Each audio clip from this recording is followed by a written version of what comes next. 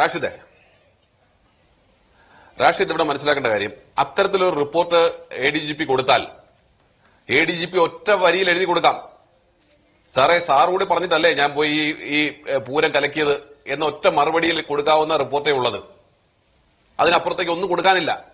സാറും കൂടി പറഞ്ഞിട്ടല്ലേ ഞാൻ അവിടെ പോയി നിന്ന് പൂരം കലക്കി തിരിച്ചു തന്നത് എന്ന് പറയാവുന്ന ഒറ്റ വരി റിപ്പോർട്ട് കൊടുക്കാവുന്ന സാഹചര്യത്തിലാണ് ADGP ഉള്ളത്. അതുകൊണ്ട് തന്നെയാണ് റിപ്പോർട്ട് കൊടുക്കാത്തത്. അതിന് കൂടുതലൊന്നും വിശദീകരണം ആവശ്യമില്ല. ഇനി ഞാൻ വസ്തുതകളിലേക്ക് വരാം. ഇവിടെ ഇടതു നിരീക്ഷകൻ പറഞ്ഞു, എന്താ 2 ദിവസത്തിനുള്ളിൽ ADGPയെ സംബന്ധിച്ച് ഒരു തീരുമാനമുണ്ടാകും. എന്ത് തീരുമാനമാണ്? ADGP സ്വയം ലീവ് എടുത്തു പോകും. അദ്ദേഹം 14-ാം തീയതി മുതൽ ലീവിന് അപേക്ഷിച്ചിട്ടുണ്ടെന്നാണ് മനസ്സിലാക്കുന്നത്. ഇപ്പൊ സർക്കാർ അദ്ദേഹത്തോട് ആവശ്യപ്പെടുകയാണ് ഒരു 2-3 ദിവസം കൂടി മുമ്പേ ഒന്ന് ലീവ് എടുക്കാമോ എന്ന് വെച്ചാൽ ADGPക്ക് ഒരു കാരണവശാലും ഒരു ബുദ്ധിമുട്ടും ഉണ്ടാകാത്ത രീതിയിൽ അദ്ദേഹത്തിന്റെ കൈയും കാലും പിടിച്ച് അദ്ദേഹത്തെ ലീവ് എടുപ്പിച്ച് ഈ പ്രശ്നത്തിൽ നിന്ന് തടികൂടാനാണ് സംസ്ഥാന സർക്കാർ ശ്രമിച്ചുകൊണ്ടിരിക്കുന്നത്. ഞാനൊന്ന് ചോദിക്കട്ടെ, ഇവിടുത്തെ CPMന്റെ സംസ്ഥാന സെക്രട്ടറി എന്താ പറഞ്ഞിട്ടുള്ളത്? ഈ ADGPയുടെ പ്രവർത്തനത്തിൽ ഞങ്ങൾ തൃപ്തരാണെന്ന് ഞങ്ങൾ പറഞ്ഞോ? പാർട്ടി തൃപ്തരല്ല എന്നല്ലേ ഞാൻ പറഞ്ഞതിന്റെ അർത്ഥം എന്നാണ് സംസ്ഥാനത്തിന്റെ CPMന്റെ സംസ്ഥാന സെക്രട്ടറി ശ്രീ MV ഗോവിന്ദൻ ചോദിച്ചത്. LDF കൺവീനറും പറയുന്നത് അത് തന്നെയാണ്. അപ്പോ LDF കൺവീനർക്കും CPMന്റെ സംസ്ഥാന സെക്രട്ടറിക്കും യോജിപ്പില്ലാത്ത അഥവാ അവർക്ക് എതിരഭിപ്രായമുള്ള ഒരു ADGP ഇപ്പോഴും ആ സ്ഥാനത്ത് തുടരുന്നു. പാർട്ടിക്ക് അതുമായി യാതൊരു ബന്ധവുമില്ല. അടുത്ത വാചകമാണ് CPMന്റെ സംസ്ഥാന സെക്രട്ടറിയുടേത്. അത് സർക്കാരിന്റെ ഭാഗമാണ്, സർക്കാർ നോക്കട്ടെ. ഈ സർക്കാർ എന്ന് പറഞ്ഞാൽ ആരാ?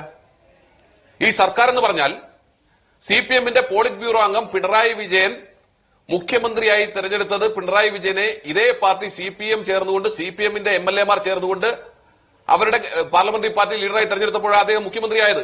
പിന്നീട് LDF അംഗീകരിച്ചപ്പോ അപ്പോ CPM തീരുമാനിച്ച് ചുമതലപ്പെടുത്തിയിരിക്കുന്ന CPMന്റെ പോളിറ്റ് ബ്യൂറോ അംഗം തന്നെ നിലപാടെടുക്കേണ്ട ഒരു വിഷയത്തിൽ പാർട്ടിക്ക് യാതൊരു ഉത്തരവാദിത്വമില്ല, സർക്കാർ തീരുമാനിക്കേണ്ടതെന്ന് പറഞ്ഞാൽ ഇത് രണ്ടും രണ്ടാണെന്നോ?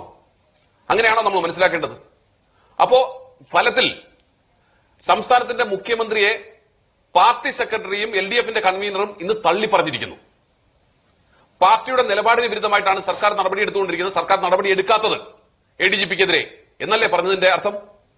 അതല്ലേ നമുക്ക് മനസ്സിലാകുന്നത്? എന്ന് വെച്ചാൽ മുഖ്യമന്ത്രിക്ക് വിരുദ്ധമായ അഭിപ്രായം, മുഖ്യമന്ത്രി ചെയ്ത പ്രവൃത്തിയിൽ അതൃപ്തി പ്രകടിപ്പിക്കുന്നത് CPMന്റെ സംസ്ഥാന സെക്രട്ടറിയും LDFന്റെ കൺവീനറുമാണ്. അപ്പോൾ ഇത്രയും ദിവസമായിട്ടും ADGPയെ ഒന്ന് ലോ ആൻഡ് ഓർഡറിൽ നിന്ന് മാറ്റി നിർത്താൻ പോലും മുഖ്യമന്ത്രിക്ക് ആർജവുമില്ല. താൻ എല്ലാവരുടെയും ഫോൺ ചോർത്തി എന്ന് പറഞ്ഞാൽ ഈ PV അൻവറിനെതിരെ ഒരു നടപടിയെടുക്കാൻ അദ്ദേഹത്തിന് ആർജവുമില്ല. P ശശിക്കെതിരെ ഇത്രയും ആരോപണം വന്നിട്ടും അദ്ദേഹത്തിനെതിരെ ഒരു നടപടിയെടുക്കാൻ മുഖ്യമന്ത്രിക്ക് ആർജവുമില്ല. മുഖ്യമന്ത്രിക്ക് ഇതൊന്നും ചെയ്യാൻ കഴിയില്ല. നമുക്കറിയാം, പണ്ട് ശിവശങ്കർ പറഞ്ഞൊന്നും ഞാൻ വീണ്ടും ആവർത്തിക്കുന്നില്ല. നേരത്തെ ശിവശങ്കർ ആയിരുന്നെങ്കിൽ ഇപ്പോൾ P ശശിയും അതുപോലെ ADGPയുമാണ് ഈ സംസ്ഥാനത്തെ ആഭ്യന്തരം നിയന്ത്രിക്കുന്നത്. നമുക്കറിയാം, സൂപ്പർ മുഖ്യമന്ത്രിയും സൂപ്പർ ആഭ്യന്തരമന്ത്രിയും സൂപ്പർ DGPയും. അതിന് ഇത്രയേറെ വിമർശനം ഉണ്ടായിട്ടും അതിനൊരു മൂക്ക് കയറാൻ മുഖ്യമന്ത്രിക്ക് കഴിയുന്നില്ല എന്നുള്ളതാണ് പ്രശ്നം. പാർട്ടി പോലും എതിരഭിപ്രായം പറഞ്ഞിട്ടും, മുന്നണി പോലും എതിരഭിപ്രായം പറഞ്ഞിട്ടും, CPIയുടെ നേതാവ് പോലും എതിരഭിപ്രായം പറഞ്ഞിട്ടും മുഖ്യമന്ത്രിക്ക് അതിനൊരു തിരുത്തൽ വരുത്താൻ ഇപ്പോഴും തയ്യാറാകുന്നില്ല. മുഖ്യമന്ത്രി കാത്തിരിക്കുകയാണ് ADGP എപ്പോൾ ലീവിൽ പോകുന്നത്. ADGPയിൽ നിന്ന് ഒരു ലീവ് അപേക്ഷ കിട്ടാൻ വേണ്ടി മുഖ്യമന്ത്രി കാത്തിരിക്കുന്നു എന്നല്ലേ നമ്മൾ മനസ്സിലാക്കേണ്ടത്? ഇതിനെക്കുറിച്ച് ഞാൻ എന്താ പറയേണ്ടത്? സാധാരണക്കാർക്ക്, എന്നെ കേൾക്കുന്നവർക്ക് ഇതെല്ലാം ബോധ്യമായിട്ടുണ്ട് എന്ന് ഞാൻ വിശ്വസിക്കുന്നു. ഇനി ഇവിടെ പറയുന്നത് എന്താ? BJPയുടെ പ്രതിനിധി ചോദിക്കുന്നത് RSS നേതാക്കളെ കണ്ടാൽ എന്താണ് തെറ്റ്?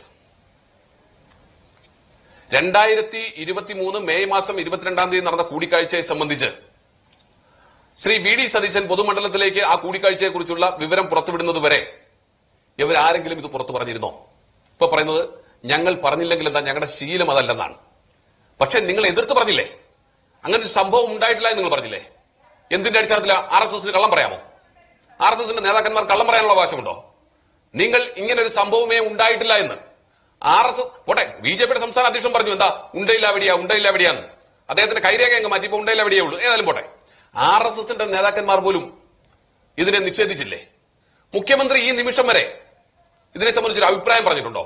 ഏറ്റവും അവസാനം അവിടെയും ADGP തന്നെ പരസ്യമായി വന്ന് പറഞ്ഞു ഞാൻ പോയിരുന്നു, ഞാൻ കണ്ടിരുന്നു എന്ന്. എന്തിനായി ഒളിച്ചു വെച്ചത്? ആർക്ക് വേണ്ടിയാ ഒളിച്ചു വെച്ചത്? എന്തായിരുന്നു ദൌത്യം? അപ്പോ അവിടെയൊക്കെയാണ് പ്രശ്നം. ഇത് ഇവിടെ കൊണ്ട് തുടങ്ങിയതല്ല, വളരെ നേരത്തെ തുടങ്ങിയിട്ടുണ്ട്.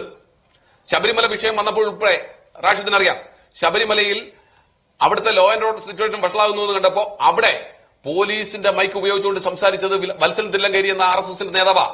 അന്ന് അതിന് അവസരം ഉണ്ടാക്കി കൊടുത്തതും ഇതേ ADGP. അദ്ദേഹം അന്ന് ADGP അന്ന് ഞാൻ കരുതുന്നില്ല, പത്മകുമാർ തന്നെയാണ്. അപ്പൊ തുടർച്ചയാണിത് CPM-ഉം BJP-യും തമ്മിലുള്ള ബാന്ധവത്തെ സംബന്ധിച്ച്. അപ്പൊ കണ്ടാൽ എന്താന്നുള്ള ചോദ്യത്തിന് ഉത്തരം, കണ്ടിട്ട് നിങ്ങൾ പറയാത്തതെന്ത്, പറഞ്ഞില്ലെന്ന് മാത്രമല്ല നിങ്ങൾ തെറ്റു പറഞ്ഞതെന്ത്. ഒന്നുകൂടെ ചോദിക്കട്ടെ, EP ജയരാജനെ കണ്ടതുമായി ബന്ധപ്പെട്ട വിവാദം പുറത്തു വന്നത് എങ്ങനെയാണ്? ശോഭാ സുരേന്ദ്രൻ CPM-ലെ BJP-യിലെ വിഭാഗീയതയുടെ ഭാഗമായി പരസ്യമായി പറഞ്ഞു.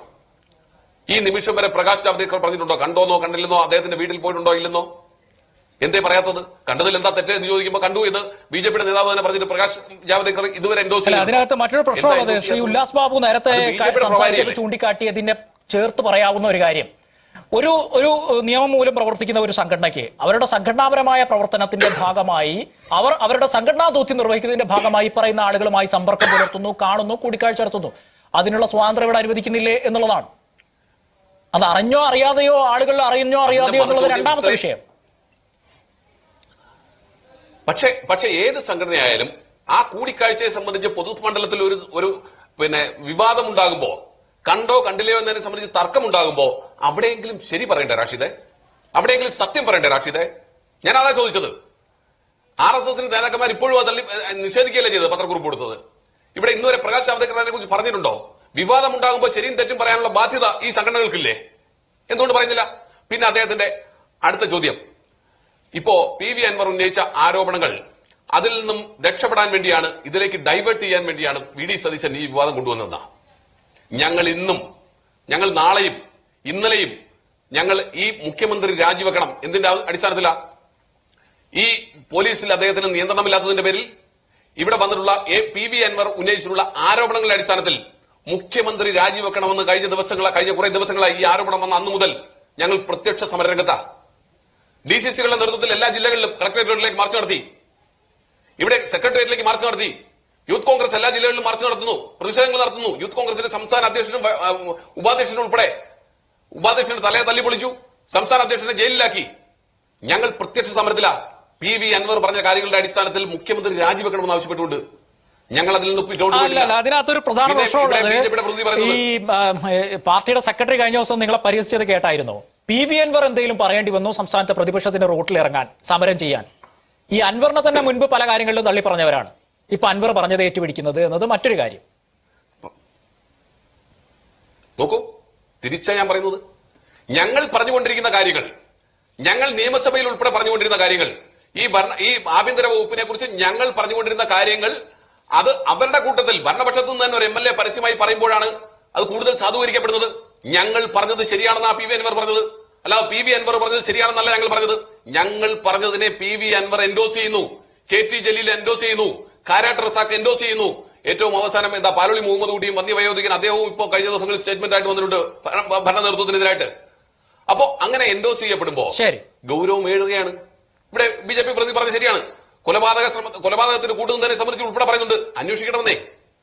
കൊലപാതകത്തിന് കൂട്ടുനിന്നതിനെ സംബന്ധിച്ച് അന്വേഷിച്ച് ADGP അകത്താക്കിയതിനു ശേഷം മാത്രമേ അദ്ദേഹം RSSുമായി കൂടിക്കാഴ്ച നടത്തിയതിനെ കുറിച്ച് ചർച്ച ചെയ്യാൻ പാടുള്ളൂ എന്ന് പറയാൻ പറ്റുമോ? അല്ല, പ്രയോറിറ്റിയിൽ ഏതാണ് വലുതെന്നാണ് അദ്ദേഹത്തിന്റെ ചോദ്യം. ക്രിമിനൽ ആക്ടിവിറ്റിയാണോ, രാജ്യത്ത് നിയമത്തിന്റെ അടിസ്ഥാനത്തിൽ പ്രവർത്തിക്കുന്ന ഒരു സംഘടനയുടെ പ്രതിനിധിയെ ഒരു പോലീസ് ഉദ്യോഗസ്ഥൻ കണ്ടതാണോ, ഏതാ വലുത് എന്നാണ് അദ്ദേഹം ചോദിക്കുന്നത്. ഇവിടെ വലുതും ചെറുതും നോക്കിയാൽ പിന്നെ നമുക്ക് എണ്ണിയാൽ തീരില്ലേ, 100 കണക്കിന് ലിസ്റ്റിൽ കിടക്കുക ഇങ്ങനെ മുഖ്യമന്ത്രി. ഞാൻ തിരിച്ച് അദ്ദേഹത്തോട് തന്നെ ചോദിക്കട്ടെ, അങ്ങനെയാണെങ്കിൽ പിന്നെ ഇവിടെ എന്താ പറയുന്നത്, സ്വർണ്ണക്കള്ളക്കടത്തുമായി ബന്ധപ്പെട്ട കേസ് കേന്ദ്ര ഏജൻസിയിൽ അന്വേഷിച്ചുകൊണ്ടിരിക്കുന്നത്, സ്വർണ്ണക്കള്ളത്തുമായി ബന്ധപ്പെട്ട്, കരുവന്നൂരുമായി ബന്ധപ്പെട്ട്, SFIOയുമായി ബന്ധപ്പെട്ട് ഉൾപ്പെടെയുള്ള അന്വേഷണങ്ങൾ, ലൈഫ് മിഷനുമായി ബന്ധപ്പെട്ട ഉൾപ്പെടെയുള്ള അന്വേഷണങ്ങൾ, ഇനി അതൊക്കെ അന്വേഷിച്ച് അതിലൊക്കെ തീർപ്പുണ്ടാക്കിയിട്ട് ബാക്കി കാര്യങ്ങൾ ചർച്ച ചെയ്താൽ മതി എന്നാണോ അദ്ദേഹം പറയുന്നത്? ഇവിടെ ഒന്നിനും പരിഹാരം ഉണ്ടാകുന്നില്ല. അവിടെയാണ് BJPയും CPM തമ്മിലുള്ള ബാന്ധവം ഉണ്ടാകുന്നത്. ശരി, അങ്ങനെ സെപ്പറേറ്റ് ചെയ്ത് കാണുന്നത് മാധ്യമങ്ങളാണെന്ന വിമർശനം ഉല്ലാസ് ബാബു ഉന്നയിക്കുന്നു. പക്ഷേ ഇത് സെപ്പറേറ്റ് ചെയ്ത് കാണുന്നതാണോ, ഇഴചേർന്ന് കിടക്കുന്നതാണോ എന്നുള്ള ഒരു സംശയം ഉരുത്തിരിയുന്ന ഘട്ടത്തിലാണ് നമ്മൾ ഈ വിഷയങ്ങളൊക്കെ ഓരോന്നെടുത്ത് ചർച്ച ചെയ്യുന്നത് എന്നുള്ളത് കൂടി ഈ സമയം പറയുകയാണ്.